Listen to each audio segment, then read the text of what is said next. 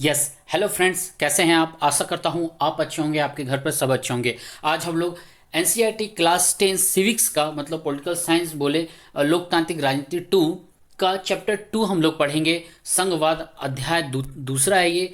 पहले वाले अध्याय को हमने पढ़ा है, मैंने प्लेलिस्ट में डाल दिया, उसे 2 पार्ट में मैंने बता दिया, तीसरे पार्ट में मैंने सारे क्वेश्चन से डील कर दिया है। ठीक है, प्लेलिस्ट पर जाकर के प्लेलिस्ट में आप जाकर के देख लीजिएगा। तो हम लोग आज पढ़ेंगे चैप्टर 2। ठीक है, तो मैं कुश कुमार स्वागत करता हूं आप लोगों का आप ही के इस यूट्यूब चैनल में जिसका नाम है IQ अड्डा एंड इजी लर्निंग। ठीक है, वीडियो पसंद आए तो लाइक शेयर कमेंट जरूर करेगा। यदि आप चैनल पर नए हैं तो चैनल को सब्सक्राइब करना ना भूलें, क्योंकि मैं आप लोगों के लिए वर्क कर रहा हूँ, आपके भविष्य के लिए काम कर रहा हूँ। ठीक है, और वीडियो पूरा देखिएगा, क्योंकि वीडियो के बीच बीच में मैं सब कुछ कुछ एक्स्ट्रा कंटेंट यदि मुझे याद आते हैं या फिर उससे रिलेटेड होते हैं तो मैं बताता रहता हूँ, इसलिए वीडियो पूरा देखिएगा। ये पूरा चैप्टर मैं एनसीईआरटी से ही पढ़ाता हूँ। ठीक है, फिलहाल मैं अभी हिंदी में स्टार्ट कर रहा हूँ। इसका पीछे रीज़न है कि अभी कोरोना के कारण बहुत सारे स्कूल्स बंद हैं, तो गवर्नमेंट स्कूल के जो पुअर स्टूडेंट होते हैं, जो एजुकेशन तक पहुंच नहीं पाते हैं, जैसे प्राइवेट ट्यूशन्स वगैरह भी नहीं ले पाते हैं, तो मैं कोशिश करा कि पहले उन लोगों के लिए मैं लेक्चर्स दे दूँ, क्लासेस दे दूँ, ताकि वो लोग स्टडी कर पाएँ। फिर मैं इंग्लिश मीडियम में बाद में मैं दूंगा, एक एक चीज़ जितना इसमें करूँगा उसमें भी मैं कर दूंगा।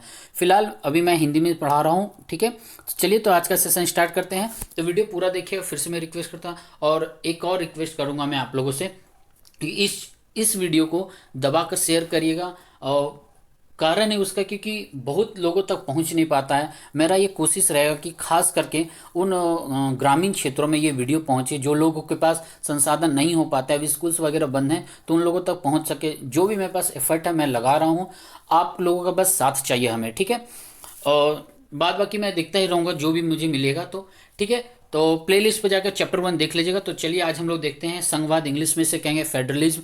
क्या है फेडरलिज्म? अब हम लोग पॉइंट पर आते हैं, फेडरलिज्म आखिर होता क्या है। ठीक है, देखिए संघवाद हमारे देश के संदर्भ में देखिए, भारत के कंटेक्स्ट में देखेंगे तो संघवाद का मतलब होता है कि राज्यों का समूह जो एक मतलब एक 10 धागे जैसे एक जगह बंधे रहते हैं ना, या फिर हम कहें 10 स्टिक एक साथ यदि उसे बांध दें तो वो कैसा है कि यूनिटी की तरह वर्क करेगा। तो संघ जो शब्द है ना, इसी का एक प्रतीक है, या फिर आप कह सकते हैं परछाई का काम करता है कि जब एक से ज्यादा राज्य जब एक साथ मिल जाते हैं तो उसे संघ कहेंगे। तो संघवाद, अब ये वाद का मतलब होता है एक तरह से पॉलिसी, कानून, विधि, सिद्धांत, जो आप कह सकते हैं, आइडियोलॉजी कह सकते हैं, विचारधारा कह सकते हैं। तो वाद वही हो, तो संघवाद मतलब संघ का कैसा रूल होता है, स्ट्रक्चर क्या है उसके उसके बारे में हम लोग पढ़ेंगे। ठीक है, तो चलिए सेशन स्टार्ट करते हैं। इसका संघवाद क्या है इसके बारे में हम लोग अब जानेंगे। ठीक है, तो सबसे पहले मैं स्टार्ट करूंगा परिचय से। परिचय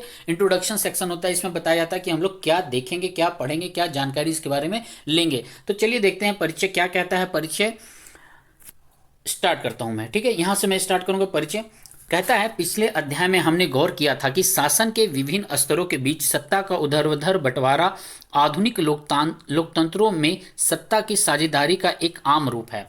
इस अध्याय में हम सत्ता के बंटवारे के इसी स्वरूप पर विचार करेंगे। मतलब पहले वाले सेक्शन में हमने देखा कि सत्ता का जो बंटवारा होता है वो कैसे हुआ है, उसका एक इमेज कैसा है, स्ट्रक्चर कैसा है। तो उसके बंटवारे को और आगे और विस्तार से जानने के लिए इस अध्याय में हम लोग देखेंगे। आगे कहता है, इसे आमतौर पर संघवाद कहा जाता है। याद रखिएगा, जो सत्ता का बंटवारा है एक तरह से हम लोग उसे संघवाद कहते हैं। क्वेश्चन बनना स्टार्ट हो गया आपका, यदि नोटबुक लेके बैठे हैं तो आप मार्क करना स्टार्ट कर दीजिएगा। ठीक है, आगे कहता है, इससे यहां पर है, ठीक है, इससे एक ही लोकतांत्रिक व्यवस्था के अंदर अलग अलग इलाकों का एक साथ रहना और चलना संभव हो पाता है। अध्याय के शेष हिस्से में भारत के संघवाद के सिद्धांत और व्यवहार को समझने की कोशिश की गई है। संघीय ढांचे से संबंधित संवैधानिक प्रावधानों पर चर्चा के बाद इस अध्याय में संघवाद को मजबूत करने वाली नीतियों और राजनीति का विश्लेषण किया जाएगा। मतलब हमारा जो ये जो फेडरलिज्म संघवाद है, इसका जो ढांचा है, स्ट्रक्चर कैसा है, और उसका जो पिलर है वो उसका आधार कैसा है, इसके बारे में भी हम लोग अध्याय करेंगे। ठीक है, उसकी नीति या रणनीति क्या है उसके बारे में हम लोग जानेंगे। आगे कहता है, अध्याय के आखिर में हम भारतीय संघवाद के नए और तीसरे स्तर यानी स्थानीय शासन की चर्चा करेंगे। मतलब क्या है, पंचायती राज व्यवस्था। ठीक है, तो परिचय हम लोग देख लें क्या है। अब हम लोग सेक्शन पे एंट्री करते हैं, संघवाद क्या है। तो चलिए अब स्टार्ट करते हैं, संघवाद क्या है, व्हाट इज फेडरलिज्म। ठीक है, तो चलिए स्टार्ट करते हैं, यहां से हम लोग देखेंगे। ठीक है, कहता है, आइए एक बार फिर पिछले अध्याय में दिए गए बेल्जियम और श्रीलंका के अंतर पर गौर करें। मैं बता दूं, पहले वाले चैप्टर में हमने बेल्जियम और श्रीलंका के बारे में देखा। बेल्जियम में क्या था, एक फ्रेंच और डच समुदाय वाले थे जो फ्लेमिश सोसाइटी में 59% रहते थे, बाकी 40% वेलोनिया क्षेत्र में लोग रहते थे। वहाँ पर क्या था, भेदभाव था इस चीज़ का कि उनका जो ब्रुसेल जो कैपिटल थी उसकी राजधानी, वहाँ पर जो 20% डच भाषाई लोग थे और 80% वालों पर भारी पड़ रहे थे, है ना। इट मीन्स 20% वाले फीसदी वाले समृद्ध और ताकतवर थे। उसका एक मतलब लहर वहाँ की राजधानी ब्रुसेल से फैला और धीरे धीरे पूरे देश में फैल गया था। तो वहाँ की सरकार ने क्या किया, एक ऐसा व्यवस्था लाया ताकि सत्ता का साझेदारी इक्वल रिप्रेजेंटेटिव के द्वारा हो। ठीक है, जैसे कि 100 पार्टी हैं, 100 रिप्रेजेंटेटिव, तो 50-50 में वो लोग बट गए। लेकिन जब श्रीलंका का कंटेक्स्ट में हम लोग देखे थे, वहाँ एक गृह युद्ध हो गया था। 1948 में श्रीलंका आज़ाद हुआ था। 1956 में मतलब आज़ादी के 8 साल बाद वहाँ पर सिंहाली लोगों का मेजोरिटी था। ठीक है, और तमिल लोगों का मेजोरिटी कम माइनॉरिटी में आते थे। ठीक है, तो सिंहाली लोग क्या किए थे, 1956 में राजभाषा घोषित कर दी, तो धीरे धीरे वो चलता रहा। इस तरह तमिल लोगों ने महसूस किया कि उनकी भाषाई स्तर, संस्कृति, परंपरा, रीति रिवाजों का हनन किया जा रहा है, उनके मूल अधिकारों को दबाया जा रहा है। इनको अधिकार लेने के उन्होंने संगठन बनाना शुरू किया और भी ऑर्गेनाइजेशन बनाए, संस्था बनाए, पार्टियां बनाए, रैलीज वगैरह कराए। गृह युद्ध छिड़ा, लाखों लोग दोनों तरफ से मारे गए। अंततः जाके गृह युद्ध 2009 में जाकर खत्म होता है। तो एक तरफ क्या शांतिमय बेल्जियम रहा, दूसरे श्रीलंका में गृह युद्ध का रूप ले लिया था। ठीक है, तो सत्ता की साझेदारी वहां पर हम लोग देखा था। तो सत्ता की साझेदारी मतलब बंटवारा जो हुआ था, तो उसी का एक रूप है संघवाद। तो इसलिए हम लोग संघवाद पढ़ेंगे। ठीक है, कुछ ज़्यादा एक्सप्लेन कर दूंगा, टाइम यदि लंबा हो तो कमेंट बॉक्स में जरूर बताइएगा। ठीक है, चलिए देखते हैं, फिर से मैं स्टार्ट कर देता हूं। आइए एक बार फिर पिछले अध्याय में दिए गए बेल्जियम और श्रीलंका के अंतर पर गौर करें। आपको याद होगा कि बेल्जियम के संविधान में जो प्रमुख बदलाव किए गए, उनमें केंद्र सरकार की शक्ति में कमी करना भी एक था और ये अधिकार प्रांतीय सरकारों को दिए गए। बेल्जियम में उससे पहले से भी प्रांतीय सरकारें थी, मतलब वहाँ पर एक लोकल गवर्नमेंट को पावर तो दी गई थी, लेकिन क्या था कि फिर से वहाँ पर ऑलरेडी वो एग्जिस्ट कर रहा था। ठीक है, लेकिन नया रूल से उन्हें पावर दिया गया था। ठीक है, आगे पढ़ते हैं। तब भी उनकी अपनी भूमिका थी, अपने अधिकार थे, पर ये अधिकार उनको केंद्र द्वारा दिए गए थे और इन्हें केंद्र सरकार वापस भी ले सकती थी। लेकिन 1993 की बात आती है। 1993 में कुछ बदलाव हुए।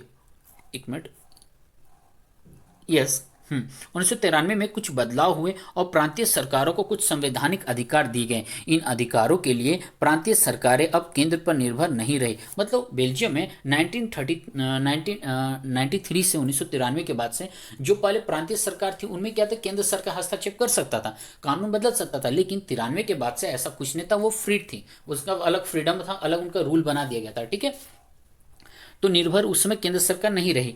इस प्रकार बेल्जियम, यहां पर मैं हूं, ठीक है, इस प्रकार बेल्जियम ने एकात्मक शासन की जगह संघीय शासन प्रणाली अपना ली।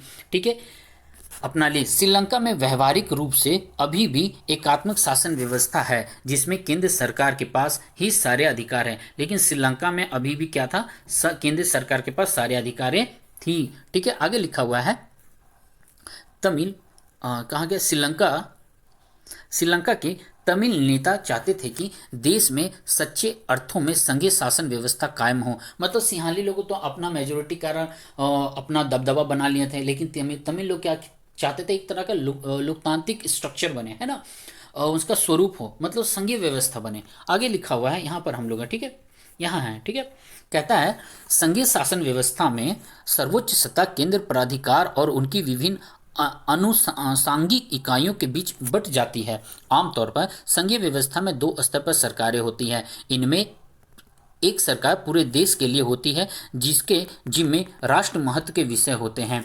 मतलब एक जो सेंट्रल लेवल पर जो गवर्नमेंट होती है, उसके पास मतलब राष्ट्र का जिम्मा होता है, राष्ट्र के लिए काम करने का उसके पास आंसरेबल वो होते हैं। ठीक है, रिस्पॉन्सिबल होते हैं। ठीक है, फिर यहाँ पर फिर राज्य या प्रांतों के स्तर की सरकारें होती हैं, जो शासन के दैनंदिन मतलब दैनिक कार्य वाले, ठीक है, कामकाज को देखती है। सत्ता के इन दोनों स्तर की सरकारें अपने अपने स्तर पर स्वतंत्र होकर अपना काम करती है। इस अर्थ में संघीय शासन व्यवस्था एकात्मक शासन व्यवस्था से ठीक उल्टा है। लेकिन संघीय व्यवस्था में क्या है कि वहाँ पर क्या है कि आप कहीं ना कहीं एक अलग स्ट्रक्चर है, लेकिन संघीय व्यवस्था में क्या है कि स्टेट को भी केंद्र जरूरत पड़ने पर गाइडलाइन दे सकती है, ठीक है, और या फिर कुछ ऐसे विषय हैं जहां पर राज्य स्वतंत्र है कार्य करने में। तो संघीय स्तर का स्ट्रक्चर कैसा हम लोग आगे और देखते हैं क्या कहता है, ठीक है। कहता है इस अर्थ में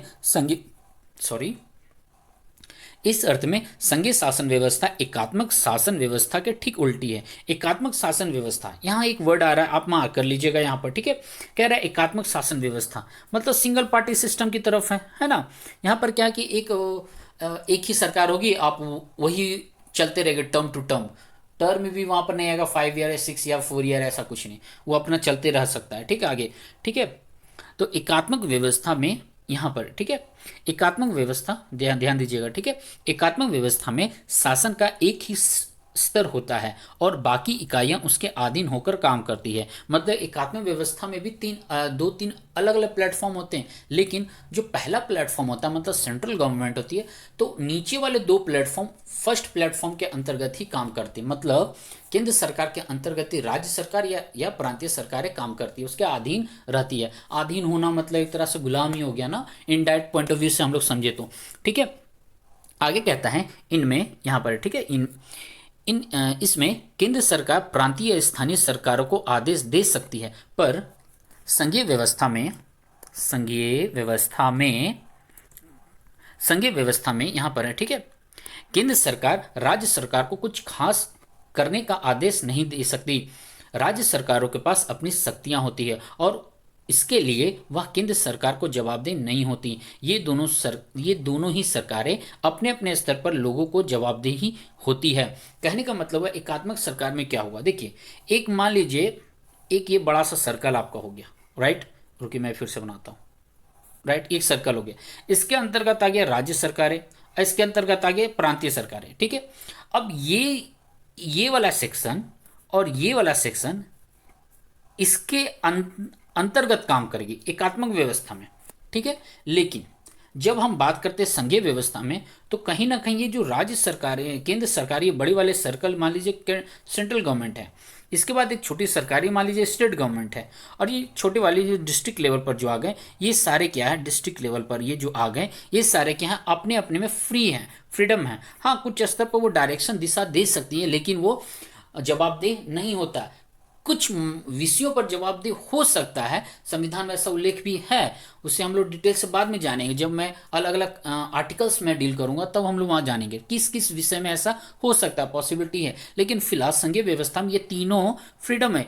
सर्कल सेंट्रल के अंदर नहीं है, जैसा मैंने अभी स्ट्रक्चर बना के दिखाया एकात्मक व्यवस्था के लिए, ठीक है। यहां तक ओके है, डन। आगे चलते हैं, कहता है आइए संघीय व्यवस्था की कुछ महत्वपूर्ण विशेषताओं पर गौर करें। मतलब अब इसका विशेषता स्टार्ट होता है, ठीक है।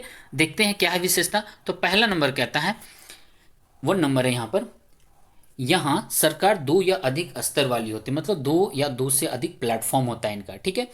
आगे कहता है पॉइंट नंबर 2, अलग अलग स्तर की सरकारें एक ही नागरिक समूह पर शासन करती, पर कानून बनाने, कर वसूलने और प्रशासन का उनका अपना अपना अधिकार क्षेत्र होता है। देखिए, जैसे कि मैं अभी इंडिया का कॉन्टेक्स्ट में यदि लूँ, तो जैसे मैं खुद हूँ, सपोज दैट, ठीक है।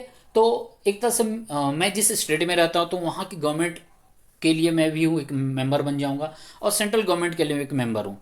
इट मीन्स यदि मैं कोई काम कर रहा हूँ या फिर मैं कुछ रूल फॉलो कर रहा हूँ, तो स्टेट गवर्नमेंट के अंतर्गत भी रह रहा हूँ मैं, और सेंट्रल गवर्नमेंट के अंतर्गत भी वो काम कर रहा हूँ। तो कहने का मतलब क्या होगा, राज्य सरकार भी मेरे पर अधिकार रखती है और केंद्र सरकार भी अधिकार रखती है, ठीक है। तो अलग अलग वो क्षेत्र अधिकार, लेकिन जब कानून बनाने का बात आएगा, तो वो या तो राज्य सरकार अपने अंतर्गत, अपने विषय के अंतर्गत कानून बनाएगी जो राज्य सूची में दिया गया है, और अब ये सूची क्या, इसके बारे में भी हम लोग इसी चैप्टर में जानेंगे, ठीक है। और फिर कुछ टैक्सेस वगैरह होता है, प्रशासन होता है, तो ये जैसे कि लोकल कलेक्टर हो गए हमारे, ठीक है, डीसी हो गए हैं, एसडीएम हो जाते हैं, आईपीएस हो जाते हैं, ठीक है, डीएसपी हो जाते हैं। तो ये लोग वर्क कर सकती है, अपने परिस्थिति के अनुसार कानून बना सकती है या फिर कोई पॉलिसी ला सकती है, ठीक है। लेकिन सेंट्रल गवर्नमेंट अलग पॉलिसी लाएगी, ठीक है। तो उनको अधिकार अलग होगा, अपना अपना क्षेत्र अधिकार होता है, ठीक है।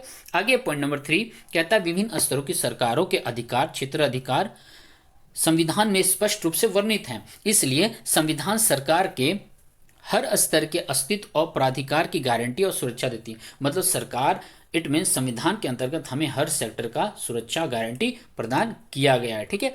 पॉइंट नंबर 4 कहता है संविधान के मौलिक प्रावधानों को किसी एक स्तर की सरकार अकेले नहीं बदल सकती, ऐसे बदलाव दोनों स्तर की सरकारों की सहमति से ही हो सकती है। मतलब कुछ मौलिक प्रावधान, मतलब जो फंडामेंटल टाइप के कुछ रूल्स वगैरह होंगे, कानून होंगे, तो उसमें क्या करेंगे, ये सिर्फ सेंट्रल गवर्नमेंट मिल करके अकेले काम नहीं करेगी, उनको स्टेट गवर्नमेंट से कहीं ना कहीं राय लेना पड़ता है कि हमें फलाने राज्य के लिए सड़कें बनानी है या फिर रेलवे पास करानी है, तो उसके ज़मीन के बारे में बात करना हो तो केंद्र सरकार तो पूछेगी ना कि आपके राज्य में कहाँ से ज़मीन मिलेगा, मुझे किस तरह रोड बनाना है, हमें रेल की पटरियाँ बिछानी है या फिर कोई फैक्ट्री बैठाना है ना, या फिर सेंट्रल लेवल से कुछ एजुकेशन के लेवल पर या फिर कोई हॉस्पिटल स्टैब्लिश करना है, तो ये सब के बाद बात विचार होकर ही काम किया जाता है, ठीक है। जबकि एकात्मक व्यवस्था में ऐसा नहीं है, वो सेंट्रल जो बोलेगा आपने मानना पड़ेगा, ठीक है।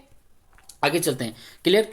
देखते हैं पॉइंट नंबर 5 क्या है, अदालतों को संविधान और विभिन्न स्तर की सरकारों के अधिकारों की व्याख्या करने का अधिकार है। मतलब सरकार क्या है, उसके रूल्स क्या है, यदि उसके रूल्स के कारण संविधान का उल्लंघन होता है या फिर लोगों के फंडामेंटल राइट्स का उल्लंघन होता है, तो यही अदालत उसे एक्सप्लेन करती है, समझाती है, बताती है कि क्या सही है क्या गलत है, इट मीन्स न्याय करती है, ठीक है।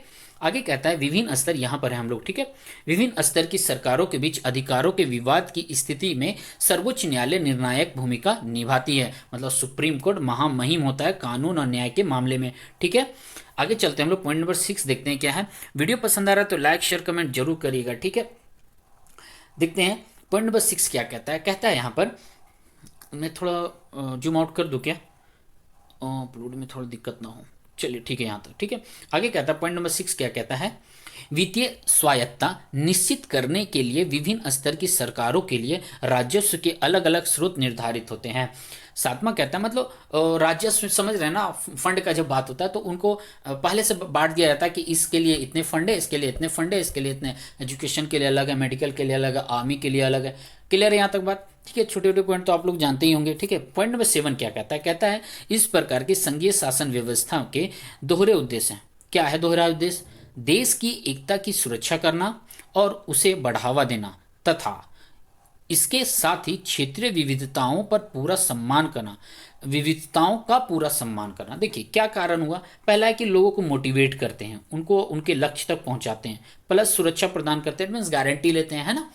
साथ ही साथ जो क्षेत्रीय स्तर में डाइवर्सिटी है, विविधता है, विविधता कैसे है, रिलीजियस धार्मिक विविधता हो सकता है, जातीय विविधता हो सकता है, भाषाई विविधता हो सकता है, या फिर आप कहें तो और क्या रहेगा, बेसिकली वही चीज़ है ना, या फिर जन्म स्थान पर हो सकता है। कुछ लोगों का इश्यूज रहते हैं, जैसे कश्मीर का एक इशू हो जाता है, पंजाब का कुछ इश्यूज हो जाते हैं, नीचे श्रीलंका के इश्यूज हो जाते हैं, कुछ तमिल शिफ्ट किए हैं, माइग्रेंट किए इधर, बांग्लादेश में, बंगाल के भी है, तो उनका एक अलग इशू है, ठीक है। लेकिन बेसिक हम लोग यही इशू देखते हैं, रिलीजियस होता है, कास्ट के अकॉर्डिंग होता है, पॉपुलेशन के अकॉर्डिंग होता है, कास्ट के अकॉर्डिंग, और पॉपुलेशन इट मीन्स ट्राइबल्स लोग होते हैं, कास्ट के लिए ट्राइबल्स लोग में भी वहाँ पर आ जाते हैं, SC ST वाले आ जाते हैं, ठीक है। तो उनकी अलग विविधता के सम्मान करते हैं, रिस्पेक्ट करते हैं, हमारा कानून, हमारी सरकार करती है, ठीक है। आगे देखते हैं क्या कहता है, व्यवस्था। इस कारण संघीय व्यवस्था, आगे इस कारण संघीय व्यवस्था, कितना बड़ा मैंने जूम कर दिया, चलिए। इस कारण संघीय व्यवस्था के गठन और काम काज के लिए दो चीजें सबसे महत्वपूर्ण हैं, विभिन्न स्तरों की सरकारों के बीच सत्ता के बंटवारे के नियमों पर सहमति होनी चाहिए और इसका एक दूसरे पर भरोसा होना चाहिए कि वे अपने अपने अधिकार क्षेत्र को मानेंगे। मतलब कह रहा है कि जो सेंट्रल स्टेट गवर्नमेंट होती है, सबको मतलब हाथ मिलाकर काम करेगा, है ना। ऐसा नहीं कि मतलब आप अलग सेपरेट, ये भाई साहब सेपरेट हो गए, ये भाई सेपरेट हो गए, तो कहाँ से होगा, दोनों को मिलकर काम करना है। यहाँ पर ऐसे मिलकर काम करना है ताकि एकता, यूनिटी है, लोगों दोनों तरफ से लोगों का सम्मान हो, रिस्पेक्ट हो, डाइवर्सिटी का रिस्पेक्ट हो, विविधता का रिस्पेक्ट हो, ठीक है। आगे कहते हैं आदर्श, यहाँ पर है, ठीक है। मैं इसे हाँ यस, आदर्श संघीय व्यवस्था में ये दोनों पक्ष होते हैं, आपसी भरोसे और साथ रहने की सहमति। ठीक है, आगे क्या कहता है, कहता है केंद्र और विभिन्न राज्य सरकारों के बीच सत्ता का बंटवारा हर संघीय सरकार में अलग अलग किस्म का होता है। मतलब जैसा संघीय व्यवस्था रहेगा वैसा वैसा उसके रूल्स होंगे। हो सके तो जैसे कि फॉर एग्जांपल मैं दूं तो उधर आसाम, मेघालय, अरुणाचल प्रदेश, दिल्ली ले लीजिए, चंडीगढ़ ले, वो लोग केंद्र शासित प्रदेश है। ठीक है, तो देखिए उधर आसाम तो ज्योग्राफिकल कंडीशन भी अलग है, पॉपुलेशन भी अलग है, कास्ट भी अलग होगी, कुछ ट्राइबल लोग उधर बसे हुए हैं, तो उनके लिए एक अलग विधि कानून बनेगा और हमारे तरफ एक अलग बनेगा ना, नॉर्मल हम लोग रहते हैं इस तरफ। ठीक है, तो इसलिए अलग अलग बनेगा। अब आगे लिखता है कि यहाँ से मैं ठीक से फिर से देख लेता हूँ। ठीक है, यह बात इस चीज पर निर्भर करती है कि संघ की स्थापना किन ऐतिहासिक संदर्भों में हुई है। मतलब हमारा जो संघ बना है किस आधार पर बना है। लोगों ने जातीय भेदभाव को दूर करना चाहा, लोगों ने आर्थिक मांग की कि आर्थिक स्तर पर समानता हो, लोगों ने मांग की सबको शिक्षा का अधिकार हो, लोगों ने मांग की कि हर लोगों को घूमने का, फिरने का, स्पीच का, बोलने का अधिकार हो, वक्ता जिसको बोलते हैं। ठीक है, तो हर चीज़ से हमारा हिस्ट्री जैसा रहा। हिस्ट्री में मतलब हमारे इतिहास में जिस जिन विषयों की मांग हुई है उन उन विषयों के आधार पर कानून बने, तो उसी के आधार पर हमारा स्ट्रक्चर खड़ा हुआ है। अब जैसे हमें रूस की क्रांति में पार्टिकुलर एक अलग सब्जेक्ट पर इशू हुआ था, बेल्जियम में एक अलग इशू था, श्रीलंका में एक अलग इशू था, है ना। रूस की क्रांति का एक अलग इशू था, अमेरिका का एक अलग इशू था। चाहे अभी अभी प्रेजेंट कॉन्टेक्स्ट में देखें तो इंडिया चाइना का कुछ ज़्यादा विवाद चल रहा है, खास करके। और मैं बोलूँ तो अमेरिका चाइना तो दुश्मन बन बैठे हैं ना ये कोरोना टाइम में, और प्लस उसके पहले भी आर्थिक चल रहा था युद्ध, शीत युद्ध ऑलरेडी चल रहा था, 2019 से ही चल रहा था। ठीक है, 18-19 में उसका नींव पड़ गया था। खैर टॉपिक पर आते हैं, कहीं और चल जाते हैं एग्जाम्पल बोलते बोलते। ठीक है, देखते हैं आगे। ठीक है, तो हमारा ये जो कानून होता है ये इतिहास पर डिपेंड करता है। ठीक है, आगे क्या कहता है यहाँ पर हम लोग देखेंगे। ठीक है, यहाँ से संघीय शासन व्यवस्थाएं आमतौर पर दो तरीकों से गठित होती है। पहला तरीका है दो या, यहाँ पर ध्यान दीजिएगा ये मार्क करने वाला पॉइंट है यहाँ पर। ठीक है, दो या अधिक स्वतंत्र राष्ट्रों के साथ लाकर एक बड़ी इकाई गठित करने का मतलब दो राष्ट्र मिल करके एक राष्ट्र बन जाए, एक राष्ट्र बन जाए, या फिर ठीक है, इनमें दो राष्ट्र स्वतंत्र अपनी संप्रभुता को साथ रखते हैं, अपनी अलग अलग पहचान को भी बनाए रखते हैं और अपनी सुरक्षा और खुशहाली बढ़ाने का रास्ता अख्तियार करते हैं।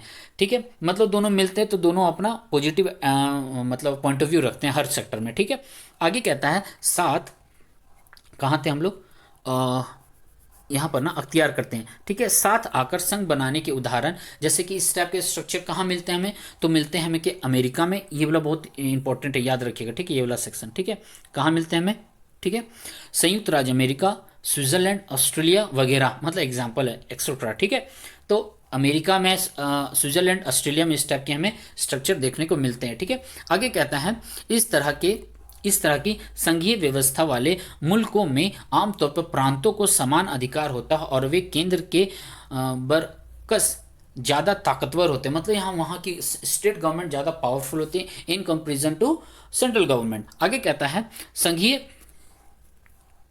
संघीय शासन व्यवस्था के गठन का दूसरा तरीका है बड़े देशों द्वारा अपनी आंतरिक विविधता को ध्यान में रखते हुए राज्यों का गठन करना और फिर राज्य और राष्ट्रीय सरकार के बीच सत्ता का बंटवारा कर देना। और एक दूसरे टाइप का होता है संघीय शासन व्यवस्था में, क्या है कि वो लोग गठन कर लेते हैं, यूनिटी बनाते हैं और पावर बांट लेते हैं कि फलाने फलाने विषय पर अपने अपने अधिकार दे दिए जाते हैं। ठीक है, यहाँ पर देखते हैं भारत, बेल्जियम और स्पेन इसके उदाहरण है। तो संघात्मक व्यवस्था में उदाहरण ये वाले हो गए हैं मेरे। ठीक है, आगे कहता है इस दूसरी श्रेणी वाली व्यवस्था में राज्यों के बरकस केंद्र सरकार ज्यादा ताकतवर हुआ करती है। मतलब हमारे देश में जैसा संघीय व्यवस्था है इसमें क्या सेंट्रल ज़्यादा पावरफुल होता है। ठीक है, दूसरी श्रेणी वाली व्यवस्था में राज्यों के अक्सर केंद्र सरकार ज़्यादा ताकतवर हुआ करती है। अक्सर इस व्यवस्था में विभिन्न राज्यों को समान अधिकार दिए जाते हैं, पर विशेष स्थिति में किसी किसी प्रांतों को विशेष अधिकार भी दिए जाते हैं।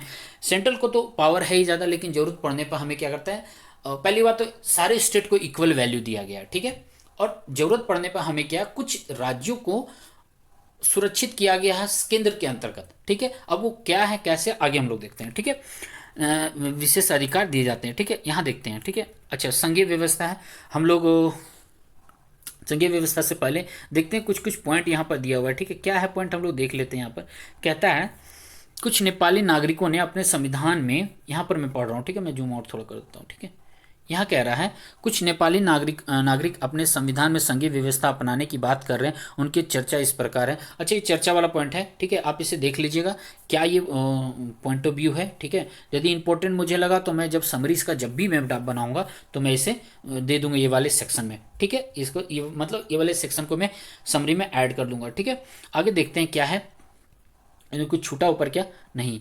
यहाँ पर कुछ दिया हुआ अधिकार क्षेत्र क्या है। अधिकार क्षेत्र ऐसा दायरा है। ठीक है, यहाँ पर मैं देख लेता हूँ अधिकार क्षेत्र क्या है। ऐसा ऐसा दायरा है जिस पर किसी का वैधानिक अधिकार हो। यह दायरा भौगोलिक सीमा के अंतर्गत परिभाषित होता है अथवा इसके अंतर्गत कुछ विषयों को भी रखा जा सकता है। मतलब अधिकार क्षेत्र क्या होता है, भौगोलिक स्तर पे भी देखा जाता है। ठीक है, और क्या है उसे जैसे आसाम वगैरह का टर्म में झारखंड को देखें, आसाम वगैरह का टर्म को तो ट्राइबल है, अंडमान निकोबार द्वीप समूह देखें, ट्राइबल के बेसिस पर उधर अधिकार क्षेत्र बांटे गए। बेसिकली तो भौगोलिक आधार पर बनाए ही जाते। ठीक है, तो देखते हैं आगे क्या है। ठीक है, पढ़ते हैं। ठीक है, अब भारत में संघीय व्यवस्था के बारे में हम लोग देखेंगे। आई थिंक आज मैं इतना ही रखता हूँ क्योंकि काफ़ी टाइम हो गया है और ज़्यादा लंबा वीडियो बन जाएगा तो लोग देखना नहीं पसंद करते हैं। ठीक है, बोर भी फील करते हैं, तो मैं छोटा छोटा वीडियो बना देता हूँ। पार्ट में बन जाएगा, कोई बात नहीं, मूड रहेगा लगातार देखिए या फिर रुक रुक कर देख लीजिए पार्ट बाय पार्ट। ठीक है, चलिए तो आगे मैं अगले वाले सेक्शन में मैं इसे आगे बढ़ाऊंगा। ठीक है, आज इतना ही रखता हूँ मैं। ऑलरेडी आई थिंक 30 मिनट से एवव हो गया होगा या फिर 30 मिनट नियर हो गया होगा। ठीक है, इतना तो भरोसा है। चलिए ठीक है, आज मैं इतना ही रखता हूँ, कल मैं इसे आगे बढ़ा दूंगा। ठीक है, thank you very much. Video पसंद आए तो लाइक शेयर कमेंट जरूर करिएगा। मैं फिर से रिक्वेस्ट कर रहा हूँ आप लोग से, प्लीज़ इसे पूरा शेयर करिएगा, उन लोगों तक पहुँचाइए जिनको ज़रूरत है इसे। ठीक है, और एक और बात मैं बताता हूँ, ये सभी कॉम्पिटिटिव एग्जाम में लाभदायक होते हैं, खास करके union public service commission TGT PGT और यूजीसी नेट के लिए खास करके लाभदायक है ये एनसीईआरटी बेस्ड। ठीक है, चलिए तो फिर मिलता हूँ मैं। घर पर रहिएगा, सुरक्षित रहिएगा, बड़ों से आशीर्वाद लेते रहिएगा, छोटों को प्यार देते रहिएगा। फिर मिलता हूँ मैं। जय हिंद, जय Bharat, thank you very much.